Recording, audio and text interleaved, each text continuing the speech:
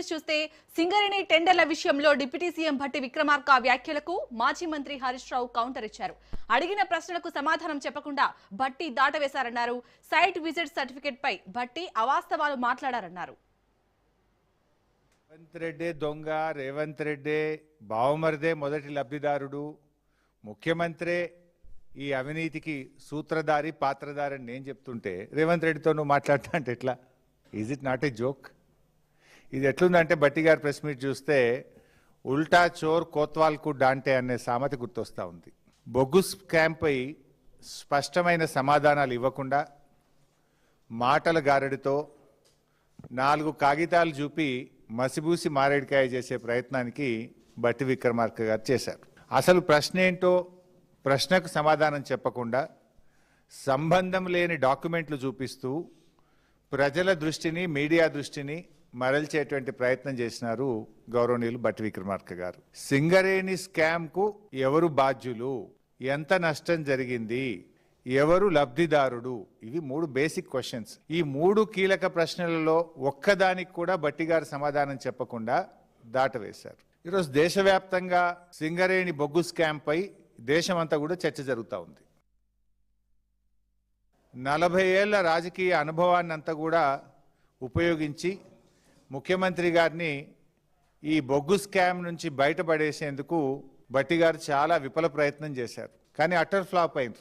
Site visit certificate అనే అంశంపై భట్టి గారు అబద్ధాలను వండి వార్చారు. వాస్తవాలను దాచిపెట్టి బొగ్గు కుంభకోణం బయటపెట్టిన బీఆర్ఎస్ మీద బురద జల్లే ప్రయత్నం చేసినారు. సింగరేణి కాలరీస్ అనేటువంటిది తెలంగాణ ప్రజల ఆస్తి. ఇది ఏ ఒక్క మంత్రికో, ఒక ప్రభుత్వానికో, కొద్దిమంది కాంట్రాక్టర్లకు చెందిన సంస్థ కాదు. సింగరేణిలో పారదర్శకత, పోటీ, న్యాయం అనే మౌలిక సూత్రాల మీద నడుస్తుంది. కానీ ఈరోజు సింగరేణిలో జరుగుతున్న టెండర్ ప్రక్రియలను చూస్తే ఈ 3 సూత్రాలను ఉద్దేశపూర్వకంగా మంగళం పాడారు అనే విషయం చాలా స్పష్టంగా అర్థమవుతుంది. ఓవర్ బర్డెన్ రిమూవల్ కోసం బీఆర్ఎస్ హయాంలో ఎప్పుడన్నా సైట్ విజిట్ సర్టిఫికెట్ పెట్టారా? ఈ నిబంధనలు ఎక్కడ కూడా ఓబీ వర్క్స్కు పెట్టమని ఏ సంస్థ కూడా పెట్టలేదు. భారతదేశంలో ఎక్కడ కూడా ఓబీ వర్క్స్కు సైట్ విజిట్ సర్టిఫికెట్ అనే విధానమే లేదు. దీన్ని కాంగ్రెస్ ప్రభుత్వం వచ్చిన తర్వాతనే తెచ్చారు. అది కూడా వివరిస్తా. భట్టి గారు నిన్న ప్రెస్ మీట్లో చదివినటువంటి అన్ని పనులు కూడా పరిమిత స్థలాల్లో జరిగే డిజైన్ అండ్ ఇన్స్టలేషన్ పనులకు సంబంధించి సైట్ విజిట్ ఉంది అని వేరియస్ సందర్భాల్లో చదివినారు. ఎక్కడ కూడా అందులో ఓబీ వర్క్ లేదు, ఓవర్ బర్డెన్ రిమూవల్ వర్క్ లేదు. నేను అడుగుతా ఉన్నా, భట్టి గారు నిన్న మీరు అన్ని ఉదాహరణలు చెప్పింది కదా, ఏ ఒక్క ఉదాహరణనన్నా ఓబీ రిమూవల్ కాంట్రాక్ట్ సంబంధించింది ఉన్నదా? ఉంటే చెప్పండి, చూపించండి. కాంగ్రెస్ 2 ఏళ్ల పాలనలో స్కీములు రాలేదు కానీ పదుల సంఖ్యలో స్కాములు మాత్రం వచ్చినాయి. 6 గ్యారంటీలు లేవు, 420 హామీలు లేవు. రేవంత్ రెడ్డి గారు జాబ్ క్యాలెండర్ అయితే దేలే, స్కామ్ క్యాలెండర్ మాత్రం తెచ్చిండు రేవంత్ రెడ్డి గారు. 2 ఏళ్లలో నెలకొక్క స్కామ్ బయటపడుతున్నది. స్కీములు రాలే కానీ స్కామ్లు వచ్చినాయి రేవంత్ పాలనలో. కుంభకోణాలకు కేర్ ఆఫ్ అడ్రస్ గా నిలిచింది రేవంత్ రెడ్డి గారి పాలన. అందుకే ఈ స్కామ్ల దృష్టి నుంచి ప్రజల దృష్టి మరల్చేందుకే ఈ సిట్ విచారణలు. సిట్ విచారణ ఇస్తే మేమేందో భయపడిపోతాం అనుకుంటున్నారు. ఈ స్కాములు బయట పెట్టకుండా ఆగుతాయి అనుకుంటున్నారు. నాకు తెలిసి ఇవ్వాలని మాట్లాడినా కదా, రేపు ఎల్లుండో ఇంకో ప్రేమ లేఖ వస్తుంది, గ్యారంటీకి వస్తుంది. నువ్వు పంపి ఎన్ని లేఖలన్నా పంపు, మేము మాట్లాడుతూనే ఉంటాం. బీఆర్ఎస్ పార్టీ అనేటువంటిది తెలంగాణ సాధించిన పార్టీ. మాకు ప్రజలు ముఖ్యం, ఈ రాష్ట్రం ముఖ్యం, ఈ రాష్ట్ర హక్కులు ముఖ్యం, ఇవాళ సింగరేణి కార్మికులు ముఖ్యం. రేవంత్ రెడ్డి గారి కళ్ళల్లో ఆనందం కోసం పనిచేయకండి. రాష్ట్ర ప్రజల కళ్ళల్లో ఆనందం చూసే విధంగా పనిచేయడం ఒక సీనియర్ నాయకుడిగా మీ బాధ్యత అని నేను చెప్పదలుచుకున్నా. అందుకే మీ కాంగ్రెస్ పాలనలో జరిగిన బొగ్గు స్కామ్లో సుప్రీంకోర్టు, హైకోర్టు సిట్టింగ్ జడ్జి చేత లేదా సిబిఐ చేత విచారణ జరపాలని చెప్పి నేను డిమాండ్ చేస్తా ఉన్నా. రేవంత్ రెడ్డితో మాట్లాడితే ఏమవుతుంది? నువ్వు ఏమంటున్నావు? ఉత్తరం రాయి, నేను రేవంత్ రెడ్డితో మాట్లాడి చెప్తా అంటున్నావు.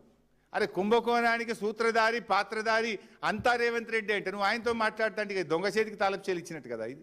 అందువల్ల ముఖ్యమంత్రి స్థాయి వ్యక్తి మీద విచారణ జరగాలంటే అది కేంద్ర ప్రభుత్వ స్వతంత్ర ప్రతిపత్తి కలిగిన సంస్థ విచారణ జరపాలి. సెంట్రల్ విజిలెన్స్ కమిషనా, సిబిఐయా, ఒక సుప్రీంకోర్టు సిట్టింగ్ జడ్జి చేతన ఆ స్థాయిలో జరపండి.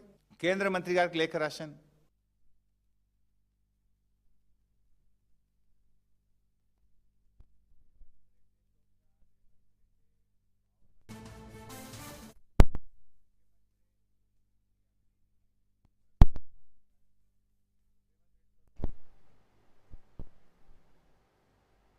మేడారం సమ్మక్క సారలమ్మ దర్శనానికి భక్తులు పోటెత్తారు. ఆదివారం సెలవు రోజు కావడంతో వివిధ రాష్ట్రాల నుంచి పెద్ద ఎత్తున అమ్మవార్ల దర్శనానికి భక్తులు తరలివస్తున్నారు. దీంతో ఆలయ ప్రాంగణంలో రద్దీ పెరగడంతో గద్దెల లోపలికి అనుమతిని అధికారులు నిలిపివేశారు.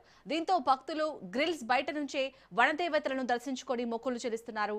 మేడారం భక్తుల రాకతో జన జాతరను తలపిస్తుంది.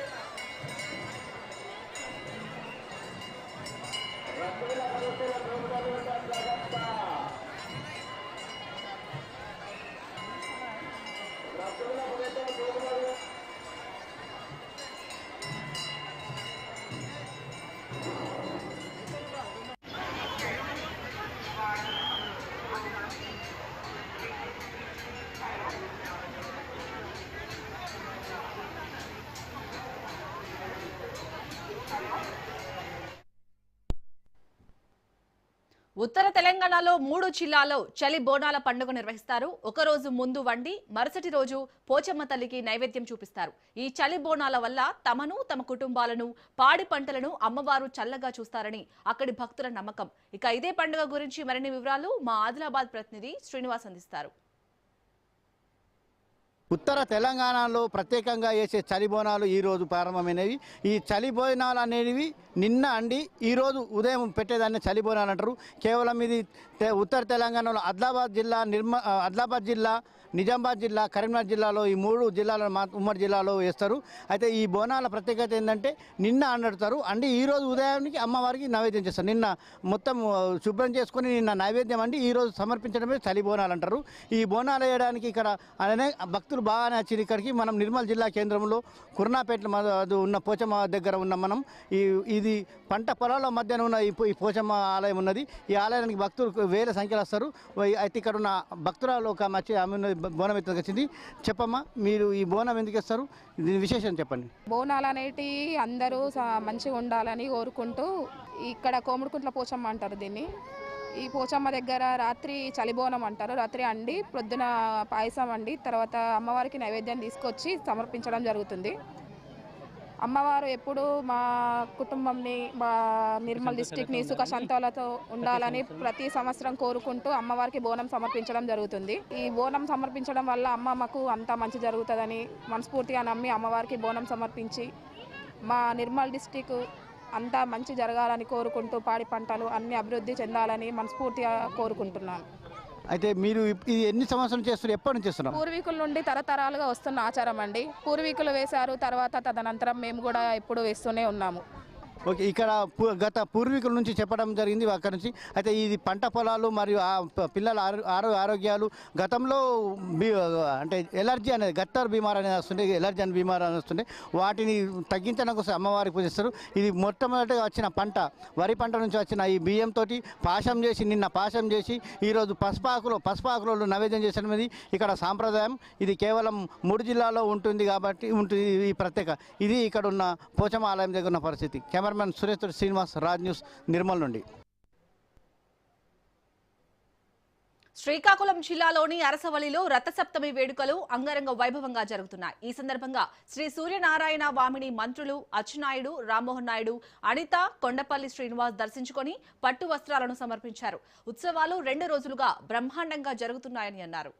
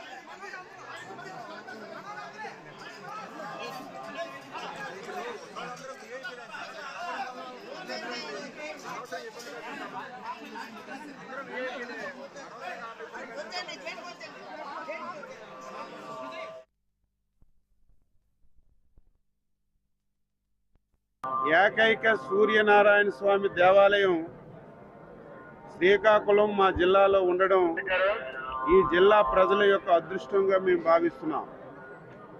అందులో ప్రజల ఆశీర్వాదంతో గత ఎన్నికల్లో ఎన్డీఏ ప్రభుత్వం ఏర్పడిన తర్వాత రాష్ట్ర ముఖ్యమంత్రి గారు మొదటిసారి జిల్లా పర్యటనకు వచ్చినప్పుడు మేమందరం ఇక నుంచి మా అరసవెల్లి సూర్యనారాయణ స్వామి రథసప్తమి వేడుకలు ప్రభుత్వ పండగగా అనౌన్స్ చేసి అంగరంగ వైభవంగా జరపమని మేము విన్నవించిన వెంటనే రాష్ట్ర ముఖ్యమంత్రి గారు ఈ పండగని రాష్ట్ర పండగగా అనౌన్స్ చేసిన విషయం మనందరికీ కూడా తెలుసు. అందులో భాగంగా గత సంవత్సరం అంగరంగ వైభవంగా మనందరం జరుపుకున్నాం. మాఘమాసం శుక్లపక్ష సప్తమి నాడు జరుగుతున్న ఈ రథసప్తమి ఉత్సవాలకి సందర్భంగా ప్రతి ఒక్కరికి, తెలుగు వారందరికీ, ప్రపంచంలో ఉన్న ప్రతి ఒక్కరికి కూడా సూర్యుడిని ఆరాధించే ప్రతి ఒక్క భక్తుడికి కూడా రథసప్తమి శుభాకాంక్షలు తెలియజేసుకుంటున్నాను.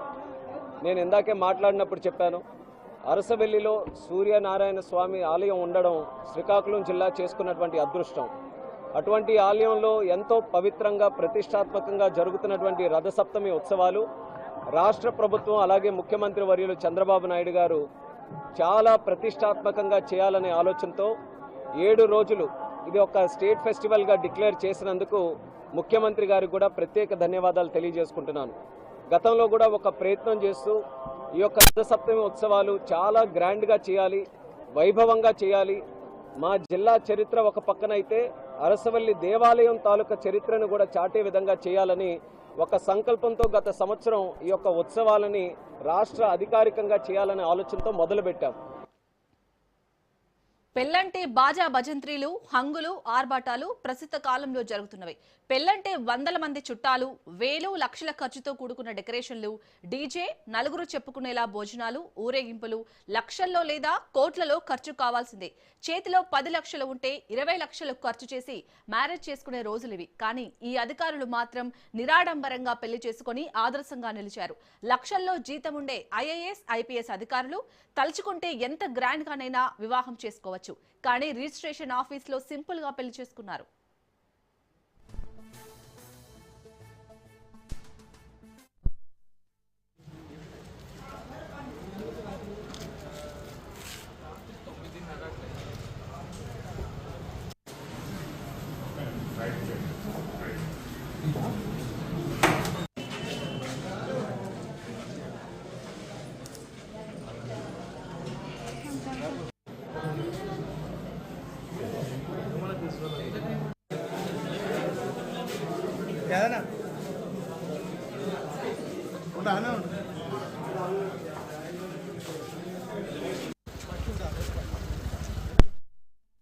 చౌటుప్పల్ మండలం లింగారెడ్డి గూడెంకు చెందిన యువ ఐపీఎస్ అధికారిని శేషాద్రిని రెడ్డి, కడప జిల్లాకు చెందిన ఐఏఎస్ అధికారి శ్రీకాంత్ రెడ్డి ఎలాంటి హంగు ఆర్భాటం లేకుండా పెళ్లి చేసుకున్నారు. చౌటుప్పల్ సబ్ రిజిస్టర్ కార్యాలయంలో కొద్ది మంది కుటుంబ సభ్యుల మధ్య వివాహం చేసుకున్నారు. పెద్ద హోదాలో ఉన్నప్పటికీ ఇంత సాధారణంగా పెళ్లి చేసుకోవడంపై పలువురు ప్రశంసిస్తున్నారు. ఐపీఎస్ శేషాద్రిని రెడ్డి కుత్బుల్లాపూర్ డీసీపీగా ఉన్నారు. ఇక శ్రీకాంత్ రెడ్డి ఐఏఎస్ ట్రైనింగ్ లో ఉన్నారు. చౌటుప్పల్ సబ్ రిజిస్టర్ కార్యాలయంలో జరిగిన పెళ్లికి పలువురు ఉన్నతాధికారులు హాజరై ఆశీర్వదించారు. ఎలాంటి ఆడంబరాలకు పోకుండా పెళ్లి చేసుకున్న దంపతులను పలువురు మెచ్చుకున్నారు.